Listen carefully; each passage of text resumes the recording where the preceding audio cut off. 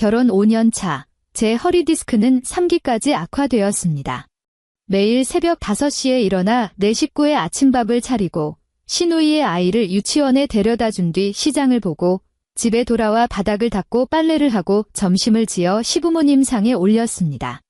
오후에는 아이를 하원시키고 저녁을 짓고 설거지하고 분리수거를 하고 저는 이 모든 수고가 적어도 고생했어 라는 말 한마디로는 돌아올 줄 알았습니다. 그날 밤 허리를 도저히 펼 수가 없어 욕실에서 파스를 붙이던 저를 남편이 문을 열고 들어와 보기 전까지는 말이죠. 남편이 던진 말은 괜찮아, 가 아니었습니다. 맨날 집에서 놀고 먹으면서 유나는 왜 이렇게 떨어 거울 속에 비친 푸석푸석한 머릿결에 눈이 퀭하게 파인 여자를 가만히 응시하다가 문득 헛웃음이 났습니다. 다음 날 아침 일찍 저는 캐리어 하나만 달랑 끌고 경기도 친정으로 내려갔습니다. 휴대전화는 꺼버렸고요. 닷새 뒤 전원을 켜보니 부재중 전화가 117통이나 와 있었습니다. 사과는 없었습니다. 전부 따져 묻는 말뿐이었죠. 집에 왜 입을 만한 깨끗한 옷이 하나도 없어? 엄마 입원하신 건 알아? 도대체 언제 들어올 거야? 저는 액정을 바라보며 소리내어 웃었습니다. 그들은 무언가를 잃어버리고 나서야 비로소 제 가치를 알아보았던 겁니다. 하지만 어쩌죠. 저는 2번 다시 그들에게 제 가치를 보여줄 생각이 없는데 말입니다. 이야기를 시작하기 전에 댓글로 여러분이 지금 어디에서 이 라디오를 듣고 계신지 남겨주세요. 그곳에는 언제나 행운이 가득하기를 바랍니다. 자, 이제 편안한 마음으로 제 이야기에 귀 기울여 주세요. 새벽 4시 50분. 경기도 광명시의 어느 낡은 빌라 2층. 협탁 위에 놓인 스마트폰 액정이 켜지면서 희미하고 차가운 빛이 천장 구석에 곰팡이 핀 자국을 비췄다. 알람이 채 첫 번째 진동을 울리기도 전에 윤서정의 손가락이 정확하게 액정을 눌렀다. 소리가 나게 내버려 둘 수는 없었다. 침대 반대편에서는 남편 강준혁이 벽을 향해 돌아누운 채 두꺼운 소미불을 뒤집어 쓰고 규칙적으로 옅은 코골이 소리를 내고 있었다. 서정은 매트리스 가장자리에 반듯하게 누운 채 깊게 숨을 들이마셨다. 곧바로 몸을 일으키지 않았다. 그녀는 먼저 양손바닥을 몸 양옆 매트리스에 납작하게 붙이고 오른쪽 다리를 살짝 구부려 그것을 지지대 삼아 몸을 바깥쪽으로 틀어보려 했다. 허리가 딱 1mm 비틀리는 그 찰나, 익숙하고도 날카로운 극통이 꼬리뼈를 타고 신경다발을 향해 정통으로 꽂혔다. 그녀는 헉 하고 아랫입술을 꽉 깨물었다. 피비린내가 살짝 배어나올 정도로 강한 악력이었다. 식은 공기가 치아 틈새로 빨려 들어가며 목구멍에서 미약한 쇳소리가 났다. 서정은 몸을 반쯤 튼 그 기형적인 자세 그대로 굳어버린 채 꼬박 1분을 버텼다. 녹슨 둔기로 근육을 썰어내는 듯한 그 고통이 길고 뻐근한 압통으로 변하고 나서야 그녀는 다시 움직일 엄두를 냈다. 왼발이 침대 밖으로 나왔고 이어서 오른발이 바닥을 짚었다. 맨발이 침실의 강화마루에 닿자 늦가을의 한기가 발바닥을 타고 종아리까지 단숨에 치고 올라왔다. 슬리퍼를 찾을 여유는 없었다. 어젯밤 준혁이 벗어던진 슬리퍼는 침대 밑 깊숙한 곳으로 처박혀 있었고 지금의 서정은 도저히 허리를 굽혀 그것을 꺼낼 수가 없었다. 침실을 나와 어두컴컴한 거실을 가로질렀다. 낡은 냉장고가 주방 구석에서 웅웅거리며 낮게 돌아가고 있었다. 서정은 주방불을 켜지 않은 채 희미한 새벽빛에 의지해 냉장고 앞으로 다가갔다. 은회색 냉장고 문짝에는 마트에서 사은품으로 받은 자석 2개가 메모지 2장을 꾹 누르고 있었다. 위쪽에 붙은 하얀색 메모지는 크고 꾹꾹 눌러 쓴 글씨체였다. 시부모님이 남긴 것이었다. 내일 아침엔 순두부찌개 먹을 거다. 두부는 광명시장 안쪽에서 파는 손두부로 사와라. 질문도 상의도 없었다. 시장 안쪽 손두부는 집 앞 편의점에서 파는 플라스틱 팩 두부가 아니라 2블록을 걸어가 전통 아침 시장에서 줄을 서서 사와야 하는 간 만든 두부였다. 하얀 메모지 아래로 분홍색 종이 쪼가리가 살짝 삐져나와 있었다. 동글동글한 글씨체. 시누이 강은지가 쓴 것이었다. 올케 언니, 우리 은빈이 수요일에 유치원 도시락 싸가야 하니까 김밥 좀 부탁해. 서정은 그 분홍색 쪽지를 가만히 내려다보았다. 김밥.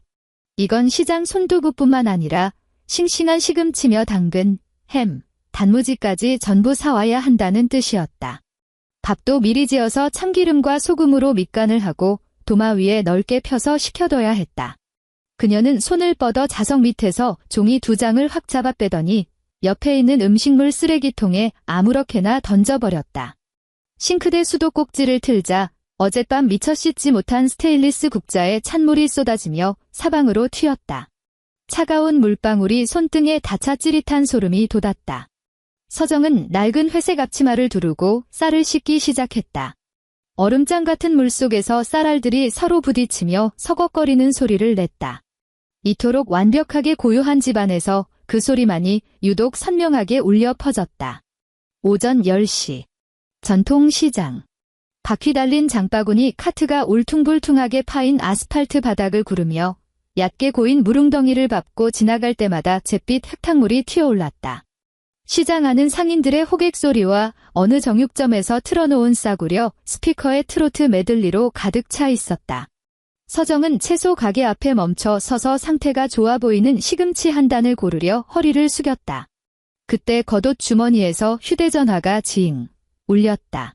그녀가 허리를 폈을 때 왼손에는 이미 묵직한 검은색 비닐봉지 2개가 들려 있었다.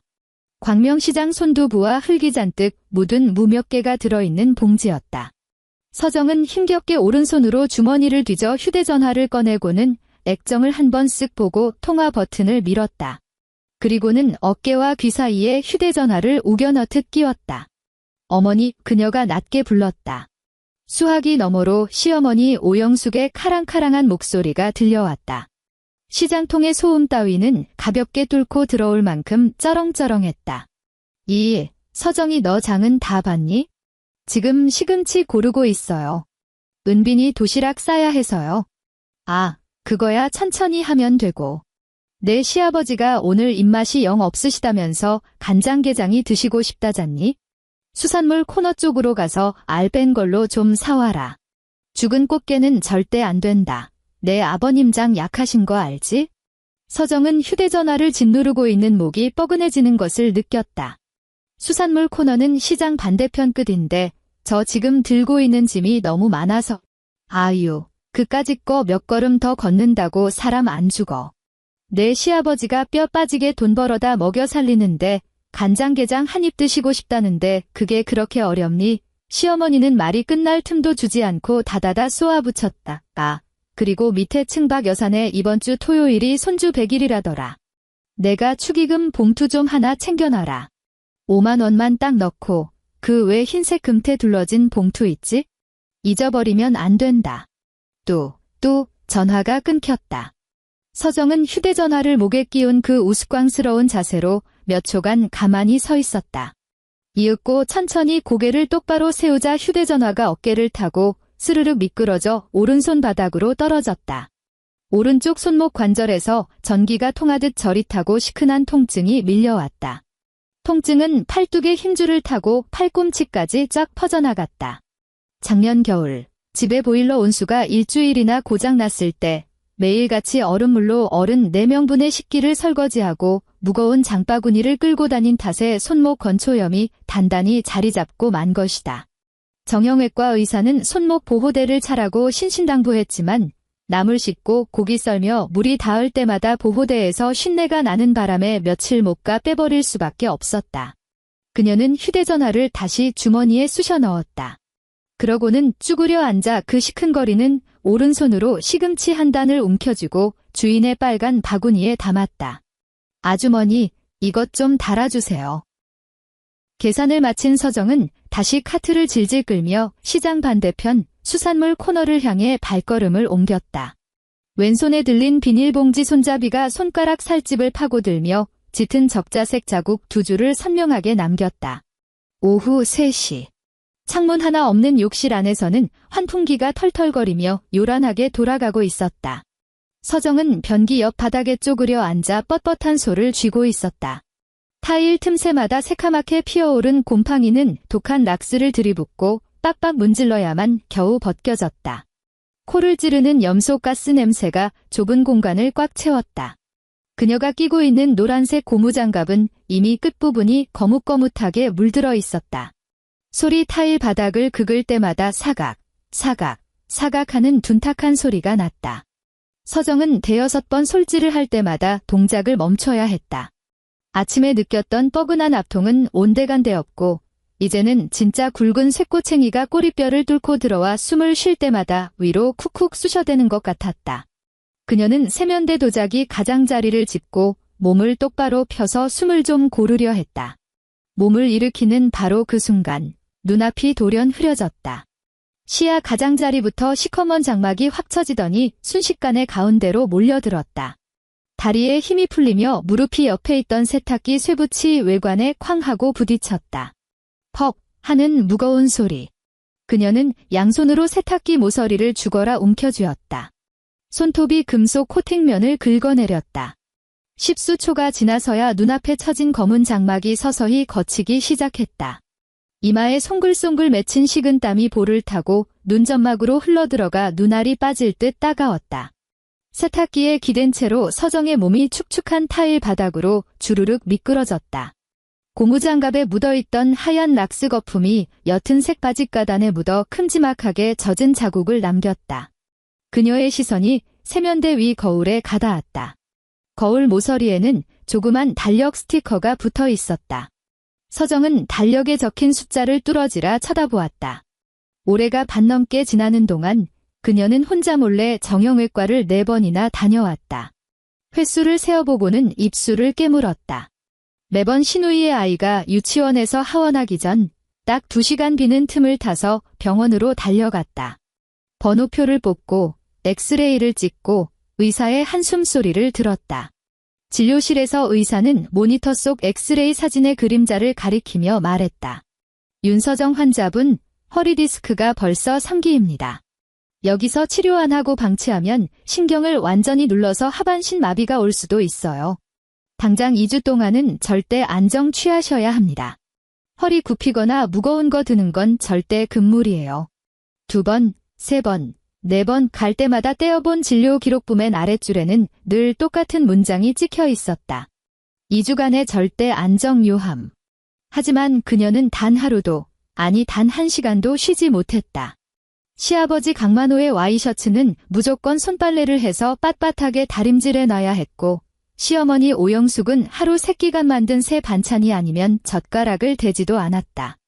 냉장고에 한 번 들어갔다 나온 음식은 식탁에 올릴 수조차 없었다. 시누이 강은지는 사흘이 멀다 하고 제 딸을 덜렁 맡기고 가버렸고 남편 강준혁은 제 팬티가 어느 서랍에 있는지도 모르는 위인이었다. 서정은 코를 찌르는 락스 냄새를 들이마시며 깊은 한숨을 내쉬었다. 고무장갑을 낀 손등으로 눈가를 벅벅 닦아낸 그녀는 바닥에 나뒹굴던 뻣뻣한 솔을 다시 집어들고 툭 끊어질 것만 같은 허리를 또다시 굽혔다. 저녁 6시 30분. 현관 쪽에서 도어록이 풀리는 전자음이 들렸다. 문이 벌컥 열리고 남편 강준혁이 들어왔다. 그는 넥타이를 거칠게 느슨히 풀더니 현관 발판에서 구두 뒷굽을 대충 밟아 툭툭 벗어 던졌다. 구두 두 짝이 바닥에 나동그라졌고 뒷굽이 꺾인 채로 널브러져 있었다. 그는 서류 가방을 든 채 주방 쪽은 거들떠보지도 않고 허공을 향해 무심하게 툭 내뱉었다. 밥은? 대답을 기다리지도 않고 거실로 직행한 그는 소파에 털썩 주저앉아 리모컨으로 TV를 켰다. 뉴스 채널 앵커의 딱딱한 목소리가 순식간에 집안을 가득 채웠다. 시아버지 강만호는 이미 식탁 상석에 떡하니 자리를 잡고 있었다. 그는 텅 빈 식탁을 보며 미간을 팍 구겼다. 그러고는 제 앞에 놓인 쇠젓가락을 집어들어 밥그릇 테두리를 2번 탁탁 두드렸다. 챙, 챙. 그 날카로운 쇳소리가 TV 소리를 뚫고 주방까지 날아들었다. 빨리 밥 안 내오고 뭐 하냐는 무언의 압박이었다. 서정은 가스레인지 앞에 서 있었다. 뚝배기 안에서는 펄펄 끓는 된장찌개가 매캐한 열기를 내뿜으며 보글보글 거품을 토해내고 있었다. 그녀는 행주 2개를 겹쳐 뚝배기 양쪽 손잡이를 잡고 번쩍 들어 올렸다. 가득 찬 뚝배기는 무거웠다. 가스레인지에서 식탁까지는 고작 3미터도 채 안 되는 거리였다. 하지만 2걸음쯤 내디뎠을 때 서정의 오른쪽 손목에서 툭 하고 힘줄이 풀려버리는 듯한 탄력감이 덮쳤다. 팽팽하게 당겨져 있던 끈이 끊어지는 느낌이었다.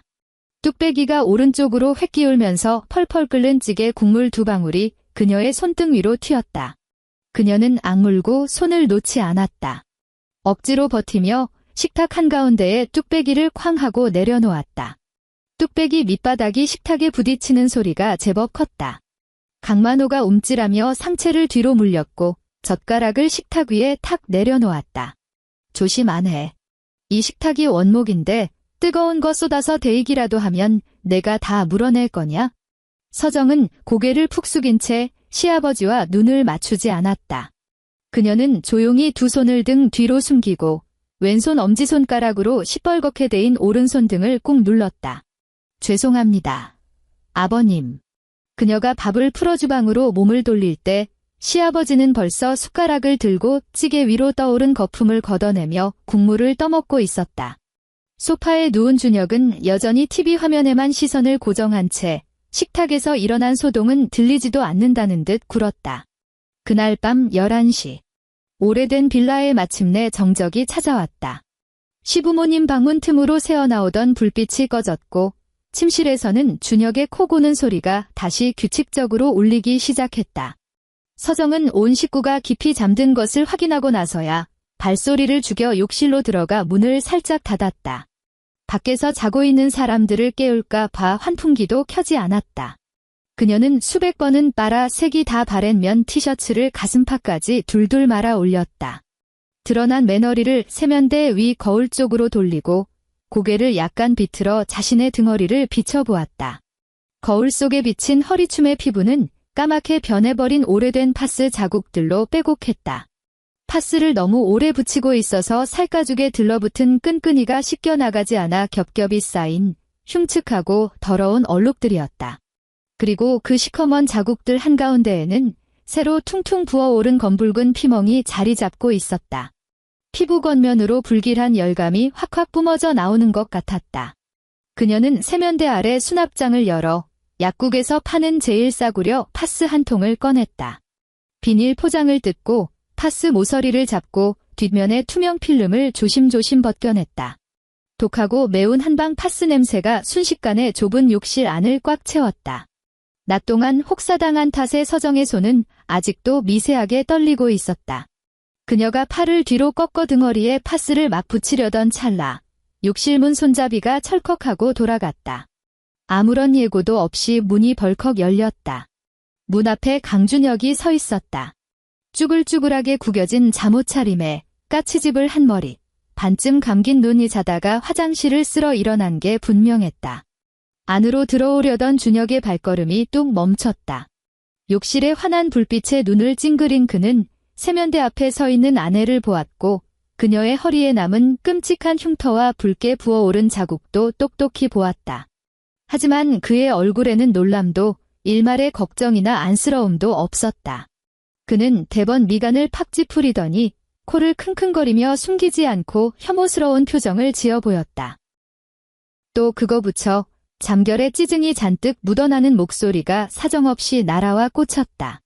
한밤중에 화장실에 파스 냄새가 진동을 하네. 사람 잠도 못 자게 할 작정이야? 파스를 들고 있던 서정의 손이 허공에 멈췄다.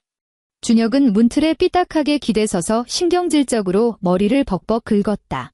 맨날 집에서 놀고 먹으면서 비를 맞아 바람을 맞아? 도대체 뭐가 그렇게 힘든데? 온 집안을 약냄새로 진동을 시켜야 속이 시원해? 넌 왜 이렇게 매사에 유난을 떨어? 욕실 안의 공기가 돌연 멈춰버린 것 같았다. 서정의 몸이 딱딱하게 굳었다. 손가락에서 힘이 풀리는 바람에 파스 모서리가 돌돌 말리며 자기들끼리 끈적하게 들러붙어 버렸다. 그녀는 뒤돌아보지 않았다. 그저 거울 속에 비친 푸석푸석한 머릿결에 눈이 퀭하게 파인 난민꼴을 한 여자를 쳐다볼 뿐이었다. 그 여자는 너무나도 우스꽝스러운 자세로 팔을 든 채 멈춰 있었다. 유난을 떨어. 그 한마디는 온기가 전혀 없는 그러나 지독하게 날카로운 수수용 메스 같았다.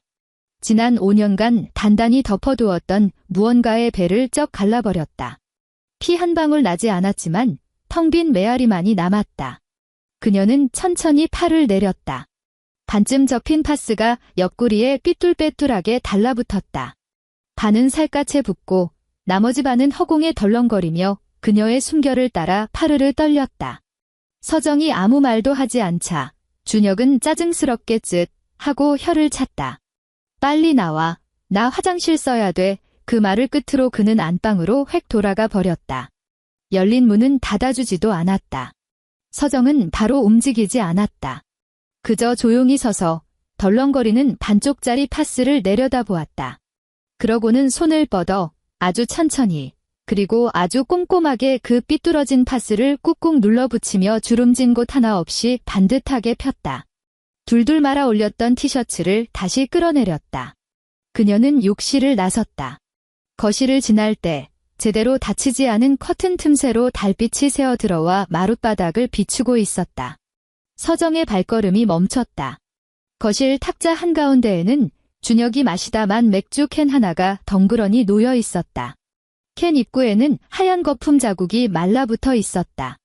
소파 위에는 시아버지가 TV를 볼 때 덮었던 갈색 양털 담요가 구겨진 걸레짝처럼 뭉쳐져 있었고 절반은 바닥으로 질질 끌려 내려와 있었다. 그녀는 고개를 돌려 주방 쪽을 바라보았다. 싱크대 안에는 찌그러진 양은 냄비 하나가 나뒹굴고 있었다. 밤 10시가 넘어 야식을 먹겠다고 불쑥 찾아온 시누이 강은지가 남기고 간 흔적이었다. 냄비 바닥에는 시뻘건 라면, 국물과 퉁퉁 불어 터진 면발이 들러붙어 있었고 짝이 맞지 않는 젓가락 한 개가 그 위에 아슬아슬하게 걸쳐져 있었다. 모든 게 너무나도 당연하다는 듯이 그 자리에 있었다. 내일 아침 5시에 일어나 자신이 치워주기만을 기다리며 서정은 시선을 거두었다. 주방으로 가지도 거실 탁자를 치우지도 않았다. 그녀는 침실로 들어갔다. 준혁은 이미 다시 침대에 누워 이불을 턱 밑까지 끌어당긴 채 드르렁거리며 코를 골고 있었다.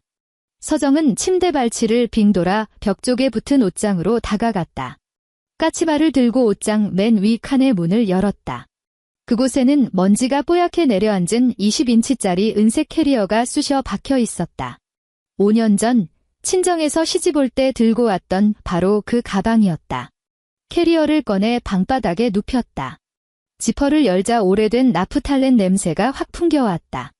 가방 속은 텅 비어 있었다. 자신의 옷장 서랍을 열어 가만히 내려다보았다. 보풀이 인스웨터 몇 장과 무릎이 튀어나오고 색이 바랜 면바지 따위가 걸려 있었다. 결혼 전에 입었던 허리가 쏙 들어간 원피스나 실크 블라우스 같은 것들은 지난 5년간 주방에 찌든 기름때와 끝없는 가사 노동 속에서 진작에 몸에 맞지도 않게 변해버렸다. 그녀는 단 한 벌의 옷도 챙기지 않았다. 서랍장 앞으로 다가가 맨 아래 칸을 열었다. 낡은 편지 봉투 하나를 찾아냈다. 봉투 안에는 주민등록증과 자신의 이름으로 된 은행 통장이 들어 있었다. 봉투를 캐리어에 던져 넣었다. 이어서 침대 협탁 서랍을 열어 지난 5년 동안 4군데의 정형외과를 전전하며 모아둔 진료 기록부와 약국 파스 영수증 다발을 몽땅 꺼내 챙겼다. 마지막으로 벽 콘센트에 꽂혀있던 휴대전화 충전기를 뽑아 가방에 던져 넣었다. 지퍼가 닫혔다. 지난 5년 동안 이 집에 그녀가 남긴 것은 아무것도 없다는 듯 캐리어는 깃털처럼 가벼웠다. 다음 날 새벽 5시. 알람은 울리지 않았다. 서정은 이미 낡은 쥐색 롱코트를 걸쳐 입고 있었다. 주방으로 가서 쌀을 씻지도 시장에서 사온 두부를 썰지도 찌개 물을 올리지도 않았다. 그녀는 왼손으로 텅 빈 은색 캐리어를 끌며 현관으로 걸어갔다. 신발을 갈아 신으려 허리를 숙이려던 찰나 어김없이 찌릿한 극통이 허리를 강타했다. 입술을 꽉 깨물며 현관문에 몸을 기댄 채 몇 초를 버티고 나서야 겨우 운동화에 발을 쑤셔 넣을 수 있었다. 몸을 일으킨 그녀는 옆에 있는 신발장을 흘끗 쳐다보았다. 신발장은 총 3칸이었다. 위쪽 2칸은 시부모님의 가죽 구두, 운동화, 심지어 아버님이 주말마다 신는 고가의 등산화로 꽉 차 있었다. 맨 아래 칸은 준혁의 넥타이 3개 맞춘 옥스퍼드화들과 신우이가 버려두고 간 스틸레토 힐 몇 켤레가 차지하고 있었다. 서정의 신발은 밑창이 다 달아빠진 까만색 러닝화 단 한 켤레뿐이었다. 그마저도 맨 아래 칸 제일 구석탱이에 처박혀 있었다. 어제 시장에서 튄 잿빛 진흙 자국이 아직도 묻어있는 채로. 시선을 거둔 그녀는 도어록 손잡이를 내렸다. 철컥. 아주 작은 금소금과 함께 문이 열렸다. 그녀는 밖으로 나가 문을 뒤로 당겨 닫았다. 텅 빈 복도에는 센서 등이 켜지는 틱 하는 소리만이 맴돌았다. 쪽지 한 장 남기지 않았다. 아침밥도 없었다. 아침 7시 15분. 시어머니 오영숙이 안방 침대에서 뒤척였다. 평소 같으면 진작 주방에서 계란 프라이 부치는 고소한 기름 냄새와 수저가 식탁에 달그락거리며 부딪히는 소리가 들려야 할 시간이었다. 하지만 오늘따라 밖은 기괴할 정도로 고요했다. 영숙의 배에서 꼬르륵거리며 시위하는 소리가 났다. 짜증이 솟구친 그녀는 몸을 일으켜 카디건을 걸치고 방문을 벌컥 열었다. 예, 서정아. 지금 몇 시인데 아직도 밥을 안 차려? 아무런 대답도 없었다. 오영숙은 쿵쾅거리며 주방으로 갔다. 가스레인지 위 쇠그릴을 손으로 더듬었다. 차갑게 식어 있었다. 싱크대 안은 물기 하나 없이 말라붙어 있었고 도마 위에는 아무것도 없었다. 시장에서 사오라던 손두부도 신우이 아이 도시락 쌀 김밥 재료도 보이지 않았다. 오영숙의 속에서 화가 불쑥 치밀어 올랐다. 그녀는 성큼성큼 아들 내외의 방문 앞으로 다가가 문을 쾅 열어젖혔다. 윤서정. 도대체 몇인데 아직도 자빠져. 그녀의 목소리가 턱 막혔다.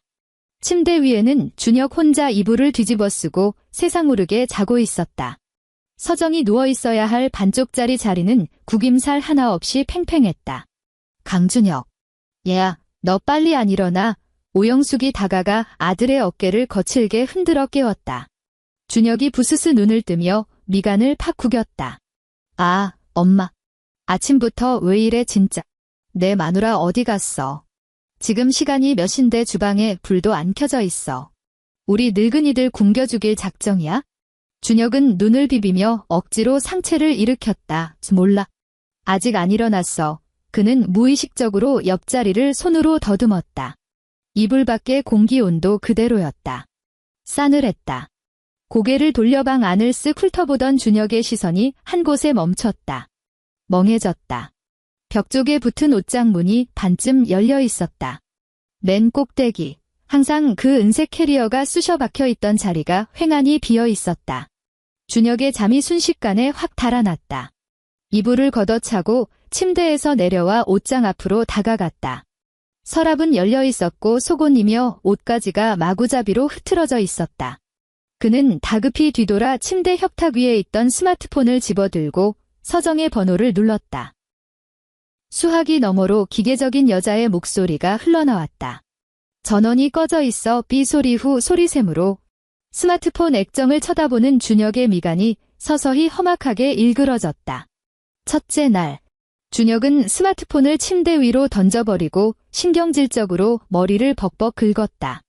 깊게 생각하지 않았다. 그저 어젯밤 자신이 듀난 떤다고 한 말 때문에 홧김에 짐 싸들고 나간 거라고 여겼다. 동네 찜질방에라도 갔거나 근처 24시간 마트라도 돌아다니고 있겠지. 여자들의 이런 뻔하고 유치한 시위는 한두 번 본 게 아니었다. 엄마, 걔 아마 뭐 사러 나갔나 봐에 내가 대충 뭐라도 끓여줄게. 준혁은 대수롭지 않게 얼버무리고는 주방으로 향했다. 한참을 뒤적거린 끝에 건조 야채 조각 몇 개가 둥둥 떠다니는 봉지라면 2개를 끓여 부모님 앞에 내밀었다. 오영숙은 퉁퉁 불어 터진 라면 꼬락서니를 보고 얼굴을 길게 늘어뜨렸지만 당장 배가 너무 고팠기에 억지로 몇 젓가락을 구겨 넣었다. 하지만 저녁 7시가 넘어 밖이 완전히 새카매졌는데도 현관 도어록은 묵묵부답이었다. 강만호는 소파에 푹 파묻혀 배에서 나는 꼬르륵 소리를 들으며 낯빛이 시퍼렇게 죽어갔다. 집안의 공기가 점점 탁해지기 시작했다. 주방 구석의 음식물 쓰레기통은 이미 턱 밑까지 차올랐고 어제 버린 채소 찌꺼기와 과일 껍질이 가을의 잔열 속에서 시큼하게 부패하며 쉰내를 풍기기 시작했다. 베란다 세탁기 안에는 하루 종일 불려놓은 빨랫감들이 세탁 버튼조차 눌리지 않은 채 방치되어 있었다. 탁하게 고인 구정물 위로 둥둥 뜬 비눗방울 사이에서 쾌쾌한 곰팡내가 스멀스멀 올라왔다. 오영숙은 휴대전화를 쥔 채 거실을 초조하게 뱅뱅 돌았다. 전원 꺼짐. 아직도 꺼져 있어. 벌써 12통째라고. 그녀가 막 퇴근하고 들어온 준혁에게 빽소리를 질렀다. 내 잘난 마누라 도대체 어디서 뭘 하고 자빠진 거야? 이게 말이나 돼? 시부모를 집에 내팽개치고 혼자 밖으로 싸돌아다녀. 넥타이를 풀던 준혁의 손이 허공에 멈췄다. 그는 주방으로 걸어가 냉장고 문을 벌컥 열었다. 안에는 생고기와 흙 묻은 채소만 한가득이었다. 물방울이 송글송글 맺힌 광명시장 손두부, 흙먼지가 묻은 무 몇 개, 냉동실에는 돌덩이처럼 얼어붙은 조기 새끼들뿐. 포장만 뜯어서 전자레인지에 데워 먹을 수 있는 밑반찬통은 단 하나도 없었다. 오영숙은 요리할 줄 몰랐다. 강만호와 결혼한 지 50년, 전반전은 시어머니가, 후반전은 파출부가 밥을 했고, 최근 5년은 오로지 서정이 다 해다 바쳤다. 영숙은 전기밥솥 내소대 그어진 물금조차 볼 줄 모르는 노인이었다. 이게 도대체 무슨 짓거리야. 마침내 강만호가 폭발했다. 그는 거실 탁자 위에 있던 TV 리모컨을 집어들고 마룻바닥을 향해 냅다 집어 던졌다. 쩍하는 소리와 함께 플라스틱 껍데기가 박살나고 건전지가 대굴대굴 굴러갔다. 그년 당장 튀어 들어오라고 해. 우리 강씨 집안이 지 맘대로 들어왔다 나갔다 하는 여관방인 줄 알아? 아버지의 벼락 같은 고함의 준혁은 목을 쑥 움츠렸다. 굴러간 건전지를 주워 리모컨에 쑤셔 넣으며 기어 들어가는 목소리로 달랬다. 아버지, 진정하세요. 제가 일단 배달 앱으로 뭐라도 좀 시킬 테니까. 그는 스마트폰을 꺼내 근처 치킨집에서 패밀리 세트를 주문했다. 40분 뒤 치킨이 도착했다. 준혁은 배달원에게서 커다란 종이봉투를 건네받았다. 갓 튀겨낸 치킨의 뜨거운 열기에 봉투 밑바닥이 기름으로 축축하게 젖어 있었다. 준혁이 봉투를 들고 현관을 지나 구두를 벗으려던 찰나 종이봉투 밑바닥이 툭 하고 터져버렸다. 꾸덕하고 누린내 나는 치킨 기름 한 방울이 현관과 거실이 이어지는 짙은 색 원목 마루 위에 아주 정확하게 떨어졌다. 그 기름 방울을 내려다보며 준혁의 머릿속에는 어제 저녁 아버지가 젓가락으로 밥그릇을 때리며 원목 식탁대이면 내가 다 물어낼 거냐며 서정을 닦아세우던 장면이 스쳐 지나갔다. 하지만 그는 걸레를 가져와 닦을 생각조차 하지 않았다. 기름이 줄줄 새는 봉투를 대충 움켜쥐고 식탁으로 향할 뿐이었다. 그 기름 방울은 바닥에 덩그러니 남아 아주 천천히 나무의 결을 타고 깊숙이 스며들었다. 둘째 날 아침 7시 30분. 발작하듯 울려대는 휴대전화 벨소리에 준혁은 번쩍 눈을 떴다. 감은 눈으로 침대 위를 더듬어 전화를 받았다. 오빠. 올케언이 지금 뭐 하는 거야? 전화를 받자마자 여동생 은지의 새카만 비명소리가 고막을 찢을 듯 울렸다. 왜 그래? 우리 은빈이 오늘 유치원 도시락. 어제 떡하니 쪽지까지 붙여놨는데 지금 와보니까 집구석에 개미 새끼 한 마리 없어. 엄마는 아침도 못 먹었다고 난리치고. 도대체 집구석이 왜 이래? 준혁이 침대에서 벌떡 일어났다. 걔 친정 갔나봐에 내가 오늘 대충 사서 보내. 사서 보내. 은지의 목소리가 8옥탑으로 튀어올랐다. 유치원 도시락을 어떻게 밖에서 대충 사. 다른 엄마들은 다 캐릭터 도시락 싸주는데 우리 은빈이만 편의점 삼각김밥 싸가면 애들한테 놀림당한단 말이야. 마누라 단속을 어떻게 하는 거야? 밥 한 끼도 제대로 못하게 놔두고. 뚜 은지가 씩씩거리며 전화를 끊어버렸다. 준혁은 한숨을 푹 쉬고 맨발로 주방에 나갔다. 냉장고를 열자 뜯지도 않은 김밥 김 한 봉지가 보였다. 도마 위에 김 한 장을 깔았다. 전기밥솥을 열어 밥을 푸려는데 어젯밤 먹다 남은 찬밥이 돌덩이처럼 딱딱하게 굳어 있었다. 그는 굳은 밥덩어리를 김 위에 올리고 어떻게든 펴보려 했다.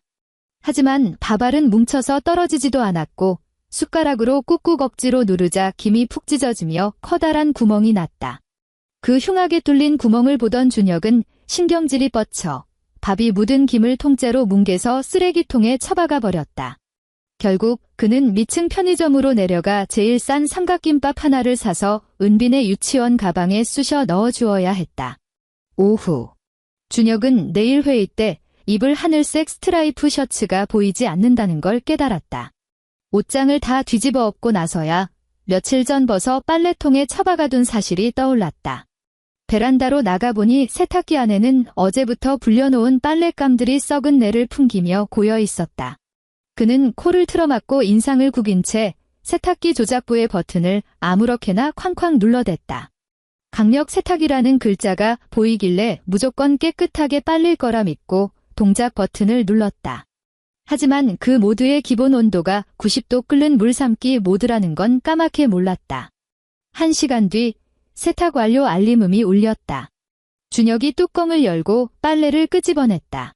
그 비싼 순면 하늘색 스트라이프 셔츠는 완전히 걸레짝이 되어 있었다. 넓었던 어깨선은 반토막이 났고 소매는 베베 꼬인 채 기괴하게 줄어들어 있었다. 옷 전체가 중학생 사이즈로 오그라든 것이다. 그는 쭈글쭈글하게 쪼그라든 셔츠를 들고 베란다에 멍하니 서 있었다. 예전엔 그의 셔츠가 항상 옷장 한가운데 눈에 가장 잘 띄는 곳에 걸려 있었다. 은은한 라벤더 섬유유연제 향기를 풍기며 깃과 소매는 칼같이 다려진 채로 그는 태어나 처음으로 더러운 옷이 저절로 깨끗해지는 것도 빳빳하게 펴지는 것도 아니라는 사실을 깨달았다.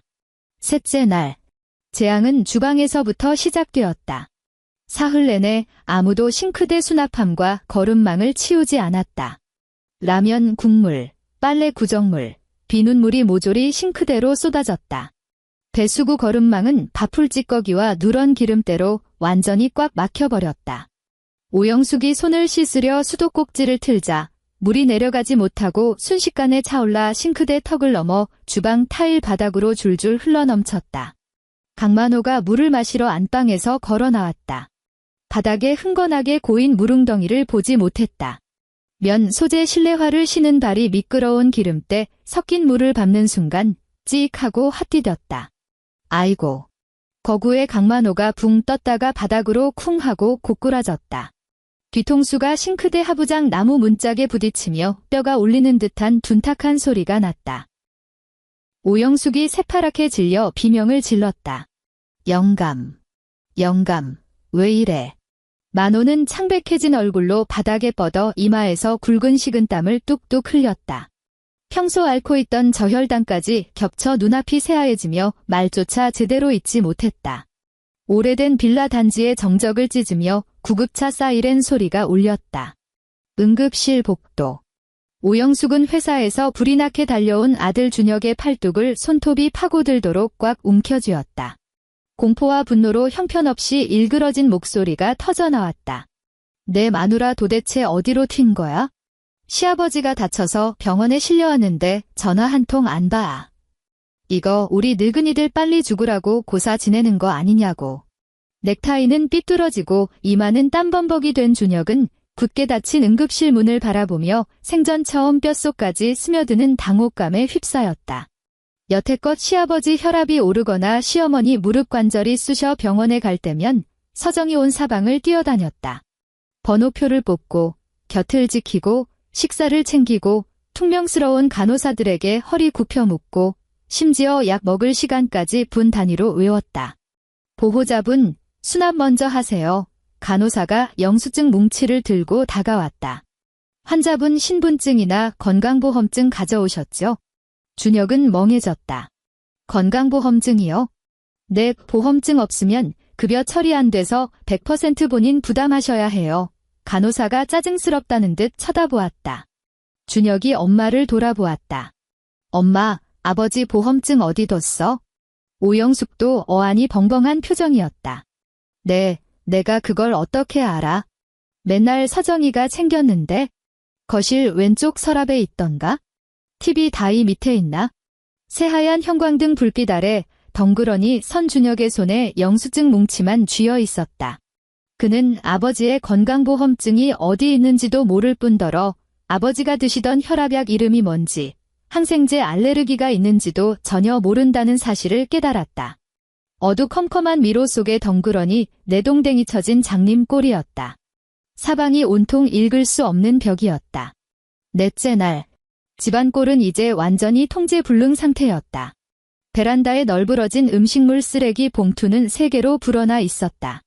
늦더위가 가시지 않은 날씨 탓에 나흘간 부패한 찌꺼기들은 구역질이 날 만큼 지독한 악취를 뿜어냈다. 똥파리 몇 마리가 윙윙거리며 봉투 주위를 맴돌았다. 현관문에는 노란색 포스트잇이 붙어 있었다. 옆집 이웃이 남긴 것이었다. 제발 쓰레기 좀 내다 버리세요. 복도 전체에 냄새 진동합니다.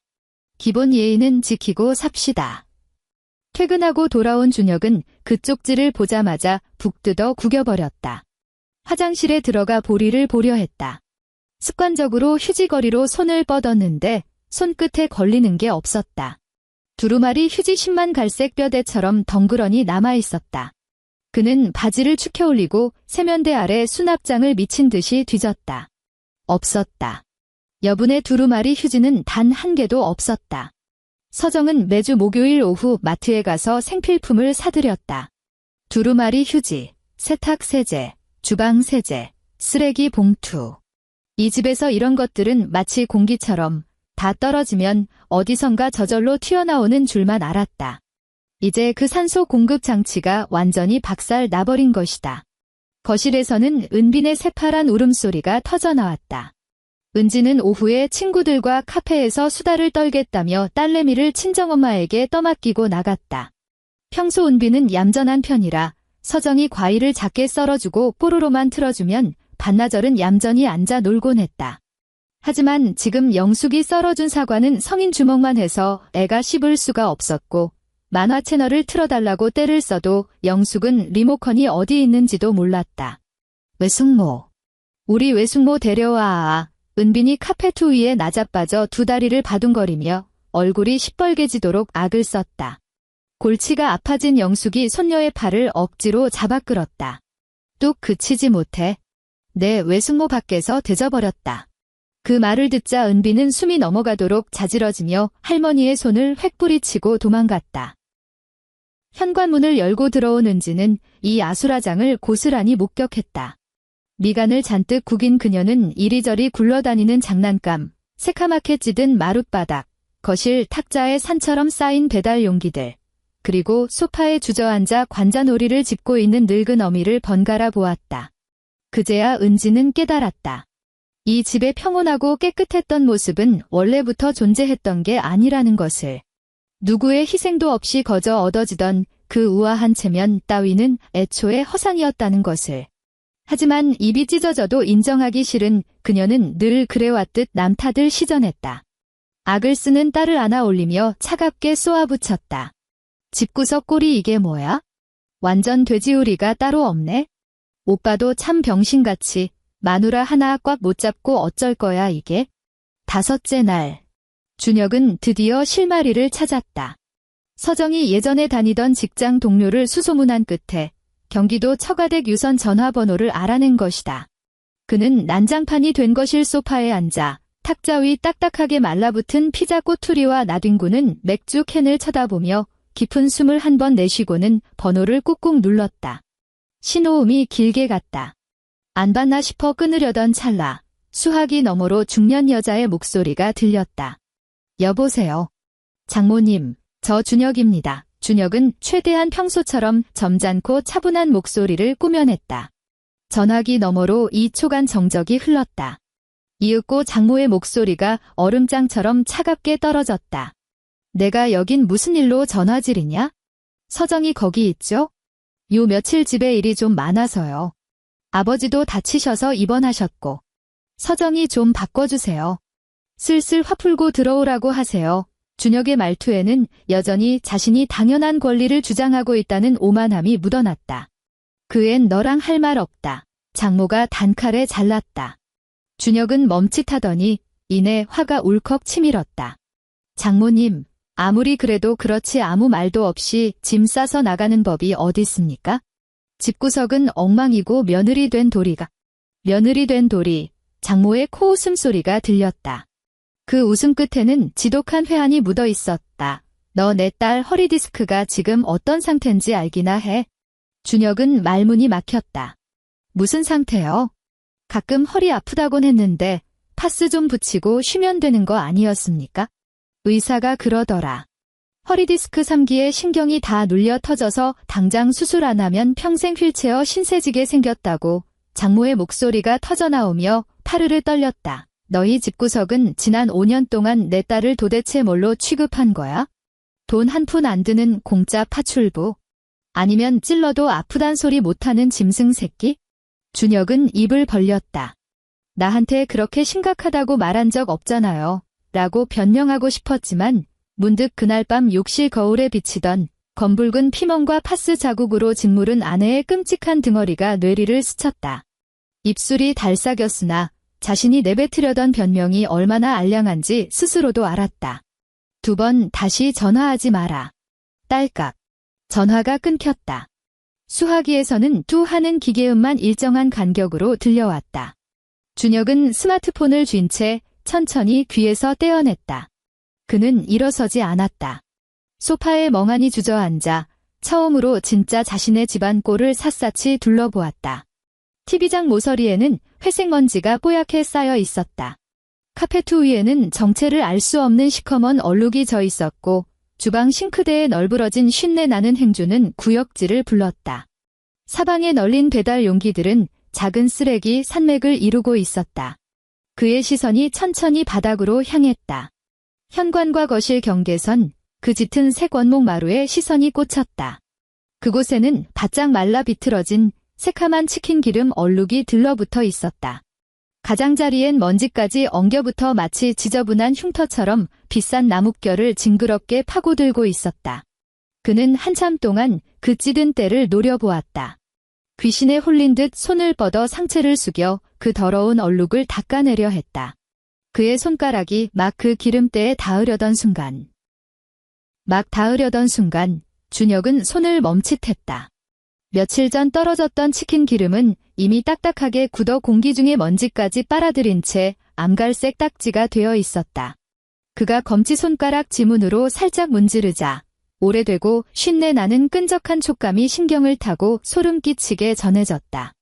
그는 마른 각티슈 한 장을 뽑아 원목 마루를 박박 문질렀다.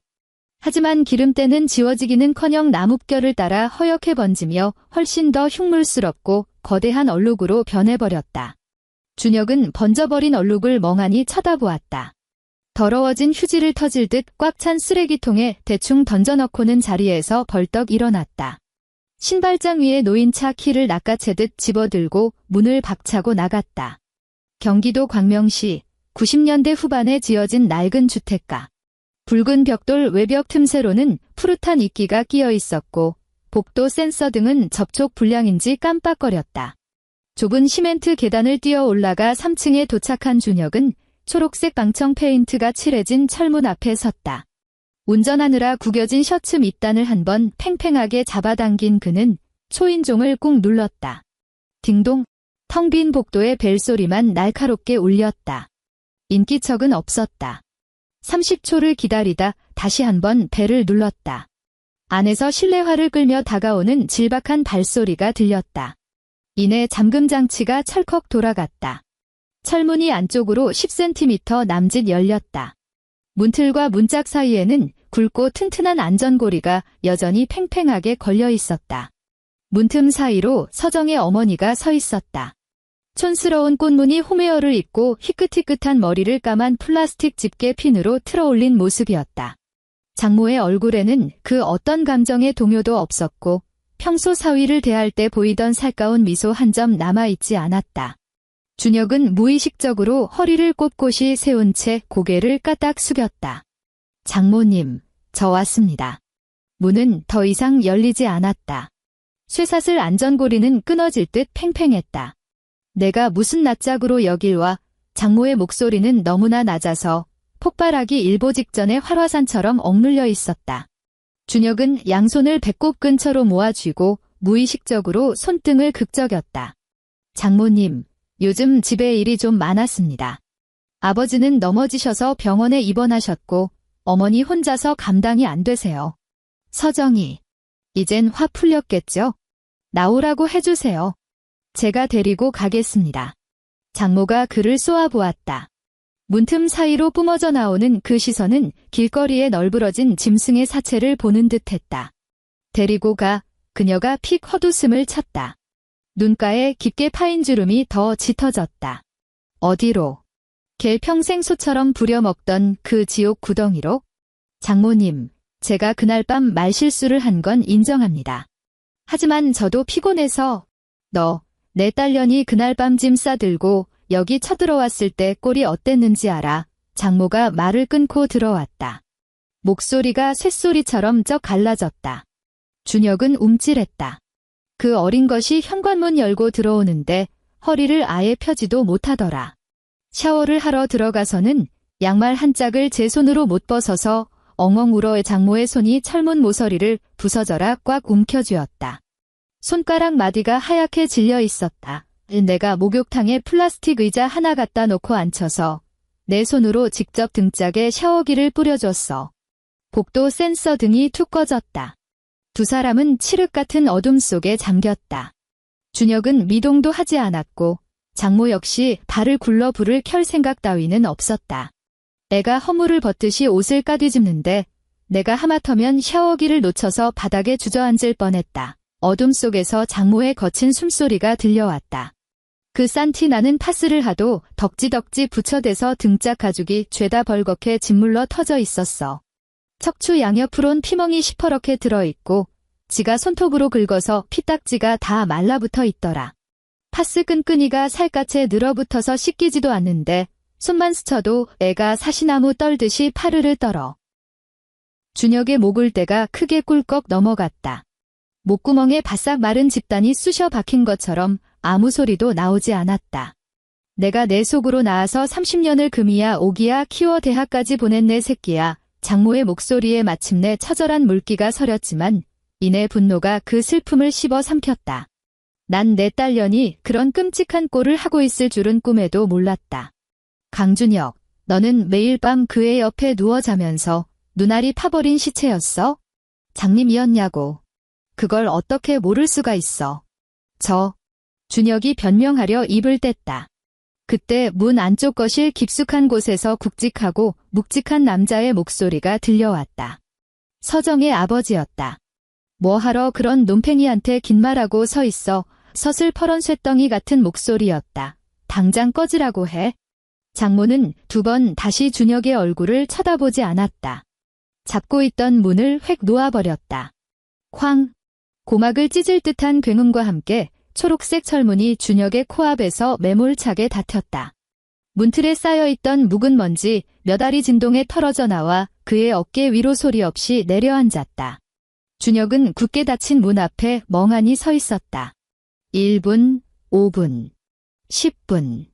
적막한 복도에는 자신의 거칠고 무거운 숨소리만이 맴돌았다.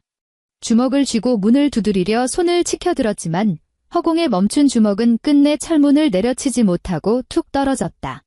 그는 몸을 돌려 아주 천천히 계단을 밟고 내려갔다. 서정은 친정의 작은 방에 틀어박혀 꼬박 한 달을 죽은 듯이 누워만 지냈다.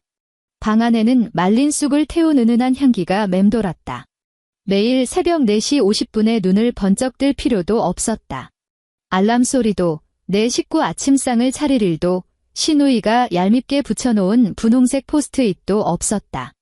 3주차 화요일 오후 그녀는 어머니의 부축을 받아 동네에서 제일 큰 척추관절 전문 병원을 찾았다. 진료실 안은 에어컨 바람으로 서늘했다. 소독약과 알코올 냄새가 뒤섞여 폐부를 찔렀다. 반무태 안경을 쓴 50대 중반의 남자 의사가 서정이 방금 찍고 온 MRI와 엑스레이 필름을 라이트박스에 꽂더니 탁 소리와 함께 불을 켰다. 흑백이 선명하게 대비되는 뼈 사진 여러 장이 형광등 불빛을 받아 떠올랐다. 의사는 팔짱을 낀 채 사진을 한참 노려보며 미간을 팍 구겼다. 그러더니 몸을 빙글 돌려 의자에 앉아있는 서정을 마주 보았다. 윤서정 환자분, 요추 추간판 탈출증 3기입니다. L4번이랑 L5번 척추마디가 지금 신경뿌리를 완전히 짓누르고 있어요. 거기다 왼쪽 손목은 중증 건초염에 오른쪽 어깨 관절엔 석회가 잔뜩 껴있고 양쪽 무릎 반월상 연골판도 다 갈려나갔습니다. 의사는 안경을 벗어 신경질적으로 콧대를 꾹꾹 눌렀다. 다른 병원 정형외과도 다니셨네요? 거기서도 분명히 절대 안정 취하라고 했을 텐데 단 하루도 누워서 쉬질 않으셨나 봐요? 서정은 무릎 위에 올려놓은 두 손을 꽉 말아 쥐었을 뿐 아무 대답도 하지 않았다. 도대체 무슨 일 하시는 분입니까? 의사가 차트에 기록하려 볼펜을 집어들며 물었다. 전업주 부요, 서정이 작게 대답했다. 글씨를 쓰려던 의사의 펜촉이 허공에서 딱 멈췄다. 그가 고개를 번쩍 들고 오랜 과로로 핏기가 싹 가신 서정의 창백한 얼굴을 뚫어지라 쳐다보았다. 진료실 안은 중앙 냉난방기에서 뿜어져 나오는 웅웅거리는 바람소리만 들릴 정도로 정적에 휩싸였다. 의사는 들고 있던 볼펜을 책상 위에 툭 던지고 등받이에 털썩 기대앉았다. 환자분. 제가 이 병원 개업하고 20년 동안 수만 명을 진료했습니다만 이렇게 온몸의 관절이 작살이 날 정도로 중증과로 증세를 보이는 건 딱 한 부류밖에 못 봤습니다. 공사판에서 10수년 동안 시멘트 포대 짊어지고 나르던 노가다꾼들여. 서정은 흔들림 없는 눈빛으로 의사를 바라보았다.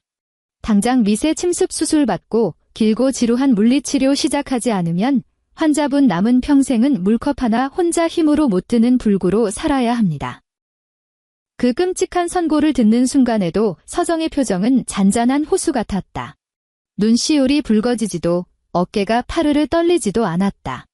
마치 텔레비전 속 남의 투병기를 보는 양 담담했다. 알겠습니다. 그녀가 짧게 대답했다. 선생님, 지금 말씀하신 소견 그대로 제일 상세하게 적어서 진단서 한 부 떼주십시오. 진료실을 나온 서정은 복도 플라스틱 의자에 앉아 처방전을 기다렸다. 그녀는 핸드백에서 스마트폰을 꺼내 사진첩을 열었다. 병원 직인이 새빨갛게 찍힌 진단서를 허벅지 위에 반듯하게 올려놓고 초점을 맞춰 찰칵 사진을 찍었다.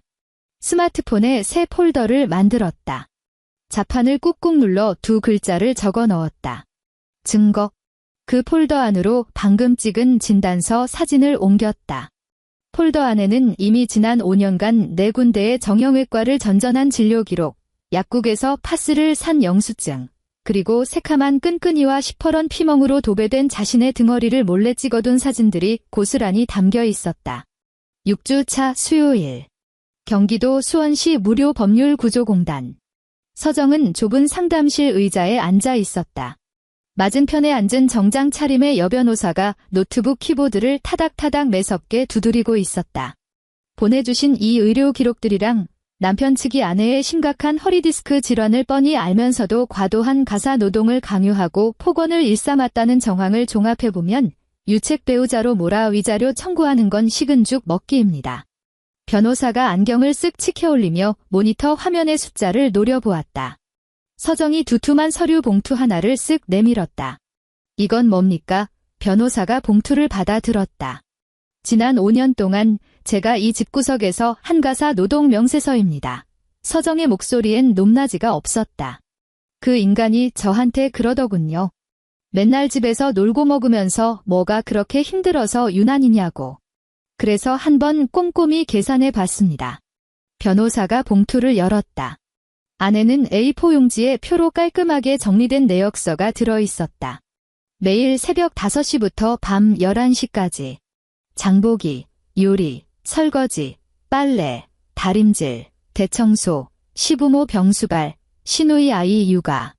5년 총 1825일. 하루 평균 근무 시간 14시간. 변호사는 즉각 현재 시중에 형성된 전문 가사 도우미 최저 시급 기준을 적용해 그 어마어마한 노동 시간에 곱하기 시작했다. 탁상용 계산기에 삑삑거리는 버튼음이 요란하게 울렸다. 이윽고 변호사가 버튼을 힘차게 눌렀다. 액정 화면에 숫자가 떠올랐다. 1억 2,740만 원. 이건 윤서정 씨가 그동안 지출한 병원비나 앞으로 들어가야 할 척추 수술비, 도수 치료 비용은 쏙 뺀 순수 인건비입니다. 변호사가 계산기를 서정의 눈앞으로 쓱 밀어주었다. 윤서정 씨, 이 재산 분할 청구액이랑 위자료 청구 내역서 전부 합쳐서 협의 이혼 통보서에 꽉꽉 채워 넣겠습니다. 오늘 오후면 그 인간 회사 책상 위로 배달될 겁니다. 서정은 그 숫자를 가만히 내려다보더니 작게 고개를 끄덕였다. 감사합니다. 준혁이 그 두툼한 등기 우편을 받은 건 회사 건물 지하 주차장에서였다. 거래처 미팅을 마치고 회사로 복고하려 차에 타기 직전 경비실 기사가 수신인 란의 모모 법률사무소가 찍힌 빳빳한 누런색 서류 봉투를 건네주었다. 운전석에 올라탄 그는 시동을 켜지 않았다. 지하 주차장의 공기는 후덥지근하고 탁했다. 봉투를 북 뜯었다.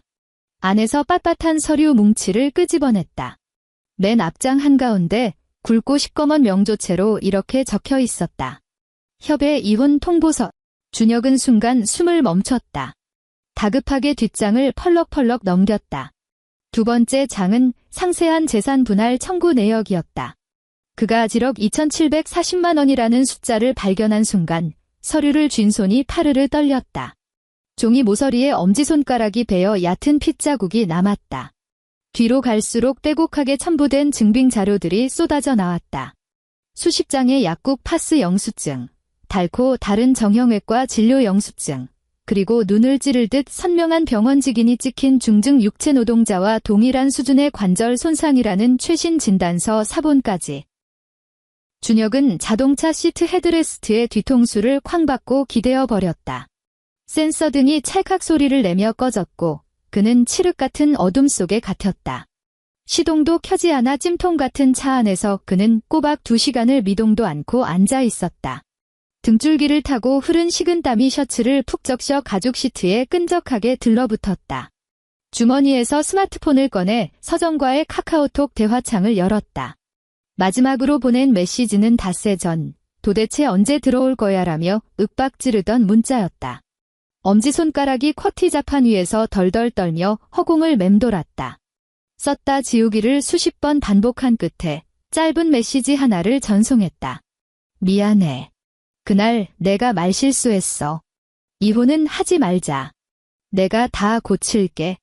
메시지가 전송되자마자 말풍선 옆에 노란색 길분이 떴다. 준혁은 액정이 뚫어져라 그 길분을 노려보았다. 5분이 지났다. 10분이 지났다. 그 길분은 미동도 없이 그 자리에 박혀 있었다. 다음 날 아침. 눈에 실핏줄이 터진 채 밤을 꼬박 새운 준혁이 거실로 비틀거리며 나왔다. 시어머니 오영숙이 허리를 부여잡고 빗자루를 든 채 끙끙 앓는 소리를 내고 있었다. 아이고 내 허리야. 바닥에 웬 먼지가 이렇게 딱딱하게 들러붙어서 빗자루질이 안 되냐. 오영숙이 빗자루를 바닥에 내동댕이 치고 소파에 털썩 주저앉아 허리춤을 통통 두드렸다. 얘야, 강준혁. 너 빨리 그 독한 기집애 도로 데려와. 걔 안 들어오면 내 뼈다귀가 다 바스러지게 생겼다. 걔 들어오면 내가 앞으로 집안일 좀 덜 시키겠다고 해댔지? 준혁은 여전히 세상을 제 발밑으로 보는 어머니의 그 뻔뻔한 작태를 보자 위장에서부터 시큼한 헛구역질이 쏠려 올라왔다. 그는 휴대전화를 꺼내 서정의 대화창을 다시 열어보았다. 노란색 길분이 사라져 있었다. 읽었지만 답장은 없었다. 입술을 질근질근 깨물던 그는 떨리는 손으로 문자를 쳤다. 엄마도 이제 너 그렇게 고생 안 시키겠대. 돌아와서 우리 얼굴 보고 얘기하자. 이번엔 답장이 빛의 속도로 날아왔다. 10초도 안 되어 액정에 새 알림이 떴다. 할 말 있으면 내 변호사 통해서 연락하세요. 마침표로 끝난 감정이라곤 티끌만큼도 섞이지 않은 그 한 문장이었다. 차가운 돌덩이처럼 나라와 준혁이 품고 있던 마지막 한 줌의 알량한 희망을 산산조각 내버렸다. 경기도 수원시 가정법원. 복도 양옆으로 짙은 색 나무 판자가 덧대어진 법원의 공기는 숨막힐 듯 엄숙하고 건조했다. 새까만 정장을 차려입은 준혁은 조정실 앞대기 의자에 넋이 나간 듯 앉아 있었다. 옆에 앉은 그의 변호사는 서류만 뒤적일 뿐 말이 없었다. 복도 저만치에서 또각거리는 구두 발소리가 들렸다. 준혁이 고개를 번쩍 들었다. 서정이 걸어오고 있었다. 옆에는 그 날카로운 인상의 여변호사가 바짝 붙어 있었다.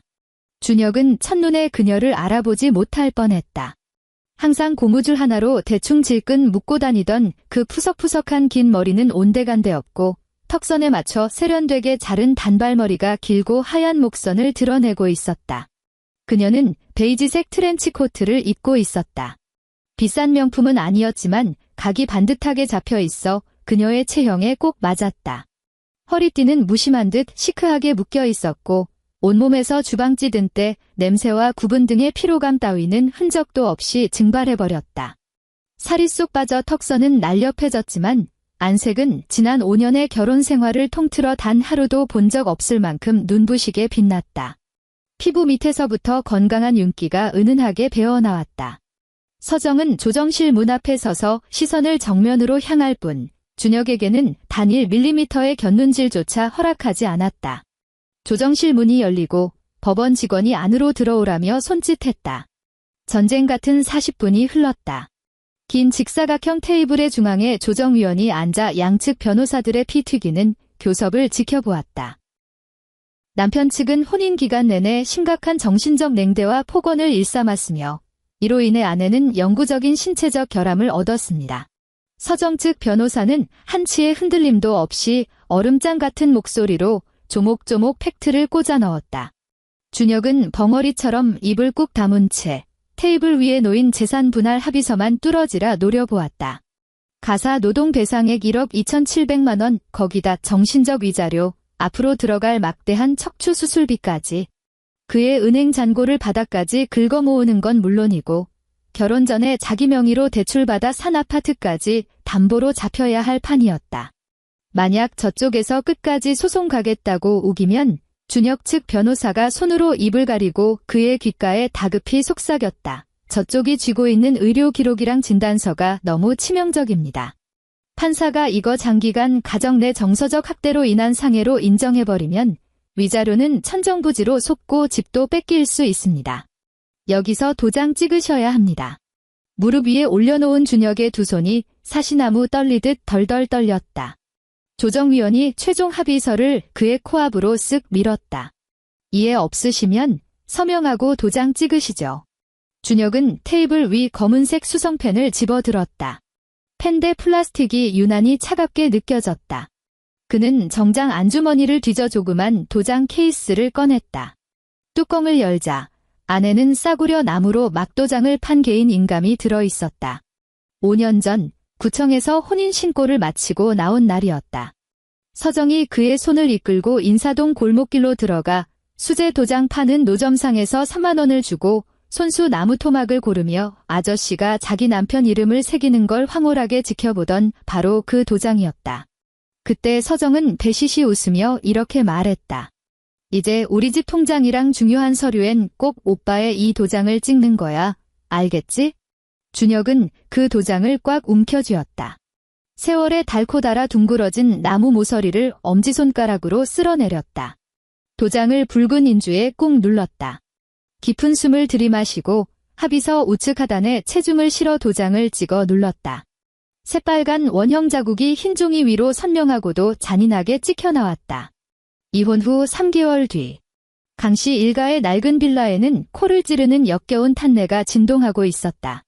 주방 천장에 달린 화재 경보기가 삑삑거리며 미약하게 울렸다.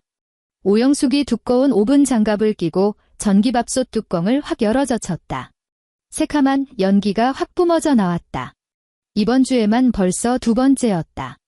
그녀는 아직도 액정 패널의 백미와 쾌속 취사 버튼 차이를 알지 못했고 물은 터무니없이 적게 부은 탓에 쌀알들이 고온에 새카맣게 숯덩이로 타버렸다.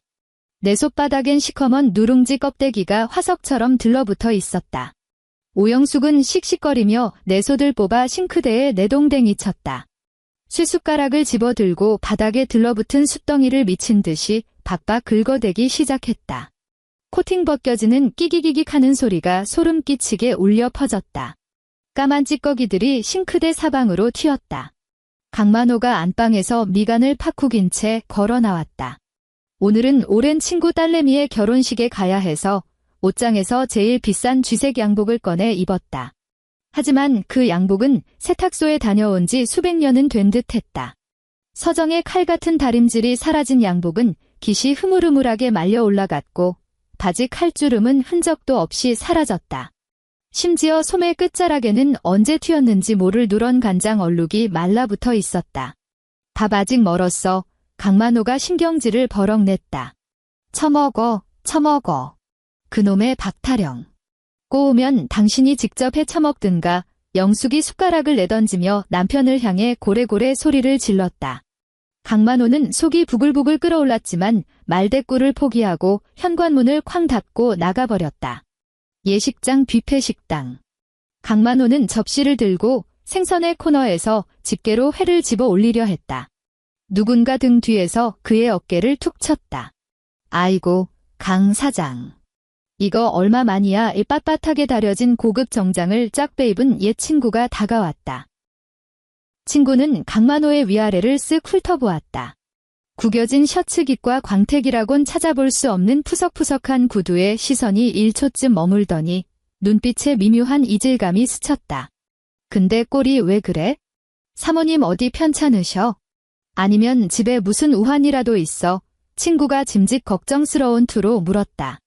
생선회를 집으려던 강만호의 집게가 허공에서 굳어버렸다.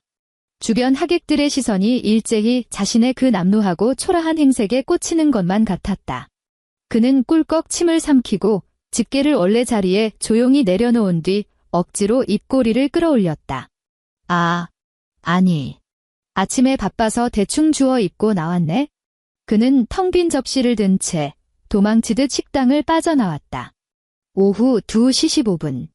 서울의 어느 프랜차이즈 카페. 강은지는 바 테이블 뒤에서 앞치마를 두른 채 허둥지둥 우유 스팀을 치고 있었다.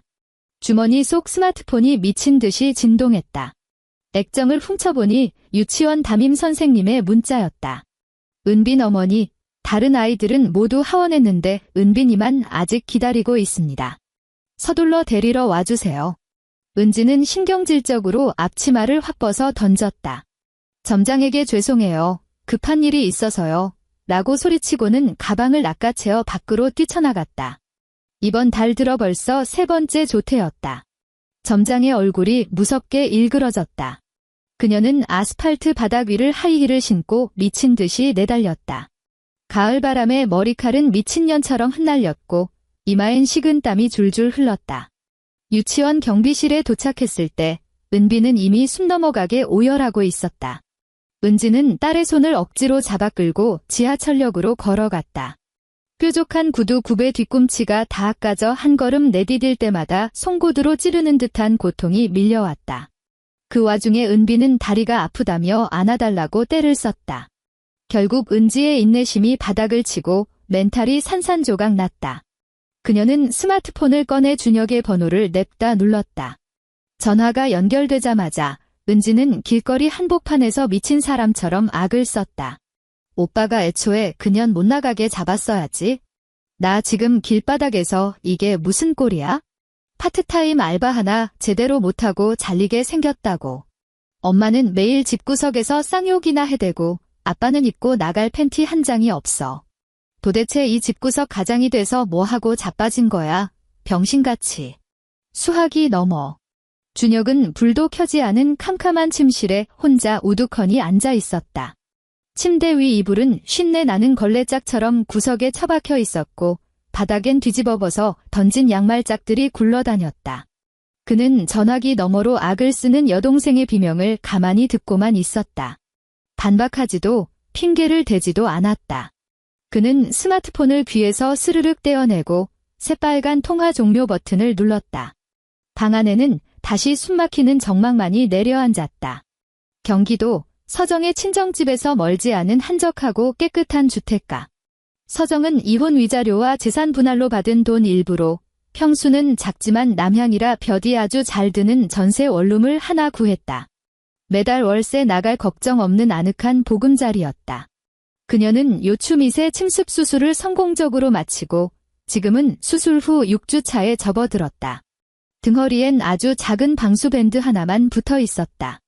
아침 8시, 얇은 리넨 커튼 사이로 쏟아져 들어온 아침 햇살이 밝은색 강마루 바닥 위로 네모난 빛의 카페트를 깔아놓았다. 서정이 눈을 떴다. 발작적인 알람 소리는 없었다. 뼈마디가 분해될 것 같은 끔찍한 근육통도 없었다. 그녀는 물리치료사가 가르쳐준 대로 침대에 반듯하게 누워 천천히 기지개를 켜며 스트레칭을 했다. 이윽고 몸을 모로 눕힌 뒤 양손으로 매트리스를 짚고 부드럽게 상체를 일으켜 앉았다. 신경을 긁어대던 그 끔찍한 극통은 거짓말처럼 사라졌다. 수술 부위가 살짝 당기는 기분 좋은 뻐근함만 남아있을 뿐이었다. 포근한 순면 잠옷차림 그대로 작은 주방으로 걸어갔다. 냉장고에서 계란 하나를 꺼내고 가스레인지 불을 켰다. 프라이팬에서 기분 좋은 지글지글 소리가 났다. 오직 자신만을 위한 계란 프라이 하나, 그리고 토스트기에서 갓 구워낸 식빵 한 조각. 그녀는 접시를 들고 창가에 놓인 작은 접이식 테이블에 앉아 이 완벽하고 온전한 1인분의 아침 식사를 천천히 음미했다. 식사를 마친 뒤 그녀는 빈 접시와 포크를 싱크대에 대충 던져놓았다. 그러고는 쿨하게 주방을 빠져나왔다. 당장 설거지할 필요 없었다. 내일 해도 모레 해도 아무 상관없었다. 접시는 그 자리에 고요히 누워있을 것이고 식탁을 쾅쾅 치며 밤내놓으라 윽박 지르는 노인네도 집구석이 돼지우리 같다고 짜증내는 인간도 더 이상 그녀의 우주에는 존재하지 않았다. 오후 3시. 서정은 통이 넉넉한 연회색 니트를 걸치고 밑창이 폭신폭신한 새 운동화를 구겨 신었다. 문을 열고 밖으로 나섰다. 그녀의 스마트폰 연락처 수신 차단 목록에는 강씨 일가 식구들 전원의 번호는 물론이고 준혁이 예전에 다니던 회사의 내선 번호까지 모조리 새카만 관 속에 못 박혀 처박혀 있었다. 그녀는 콧노래를 흥얼거리며 2블록을 걸어 단골 도수치료센터에 들러 1시간 동안 물리치료를 받았다. 집으로 돌아오는 길, 그녀는 근처 동네 공원으로 발걸음을 돌렸다. 가을의 햇살은 더 이상 살갗을 따갑게 찌르지 않았고 적당히 기분 좋은 온기를 품고 있었다. 노랗게 물든 은행잎 몇 장이 화강암이 깔린 산책로 위로 팔랑팔랑 떨어져 내렸다. 서정은 나무 벤치 앞에 멈춰 섰다. 앉지 않았다. 그녀는 고개를 들어 나뭇잎 사이로 부서져 내리는 햇빛이 자신의 어깨 위로 쏟아지는 것을 가만히 느꼈다.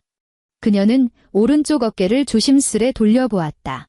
팔이 공중으로 스르륵 올라가며 커다란 반원을 그렸다. 관절에서 나던 그 기분 나쁜 삐걱거림도 뼈를 깎아내는 듯한 찌릿한 통증도 생전 처음으로 완벽하게 사라져 있었다. 그녀는 팔을 내리고 니트 주머니에 2 손을 푹 찔러 넣었다. 가만히 서서 맑고 차가운 가을 공기를 폐부 깊숙이 한가득 들이마셨다. 가슴이 빵빵하게 부풀어 올랐다가 길고 편안한 한숨과 함께 훅 꺼졌다. 저녁 식탁에 올릴 된장찌개를 끓이러 종종 걸음 칠 필요가 없었다. 손두부를 사러 덜덜 떨며 줄을 설 필요도 없었다. 냉장고 문짝에 붙어 자신을 옥죄던 분홍색, 하얀색 포스트잇 따위는 영원히 불태워버렸다. 서정은 늦은 오후의 햇살이 길쭉하게 늘어뜨린 자신의 완벽하고 온전한 그림자를 가만히 내려다보며 미소 지었다.